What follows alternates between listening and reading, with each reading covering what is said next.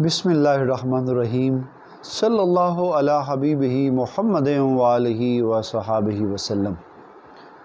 عشق رسول کی بنیاد اتباع رسول صلی اللہ علیہ وآلہ وسلم ہے۔ صحابہ کرام میں یہی بات تھی کہ آپ صلی اللہ علیہ وآلہ وسلم کی ایک ایک سنت پر فدا تھے، حضور کے ایک ایک حکم پر فدا تھے۔ سرور عالم صلی اللہ علیہ وآلہ وسلم ایک بار جمعۃ المبارک کا خطبہ ارشاد فرما رہے تھے تو کچھ لوگ مسجد نبوی کے اندر جو ہیں وہ کھڑے ہوئے تھے، تو آپ صلی اللہ علیہ وآلہ وسلم نے ان کے لیے ارشاد فرمایا اجلسو، یعنی بیٹھ جاؤ۔ اور حضور صلی اللہ علیہ وآلہ وسلم کے یہ الفاظ، حضور کا یہ ارشاد حضرت عبداللہ ابن مسعود رضی اللہ تعالیٰ عنہ، جن کے لیے یہ روایت میں آتا ہے کہ خلفائے راشدین کے بعد سب سے افضل صحابی تھے، اور جو ہے اپنی شکل و صورت کے اعتبار سے بھی حضور صلی اللہ علیہ وآلہ وسلم کی شکل مبارک سے بہت زیادہ مشابہ تھے۔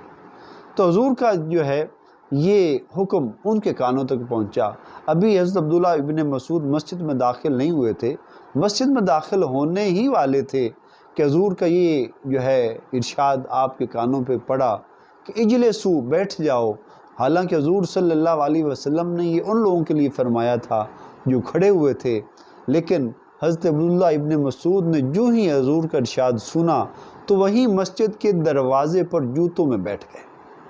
سرور عالم صلی اللہ علیہ وسلم نے انہیں دیکھ لیا اور فرمایا عبداللہ ابن مسعود اندر آ جاؤ۔ محدثین لکھتے ہیں کہ یہ حضرت عبداللہ ابن مسعود کی انتہائی قدر اور نگاہ رسالت میں انتہائی شان محبوبیت کی علامت ہے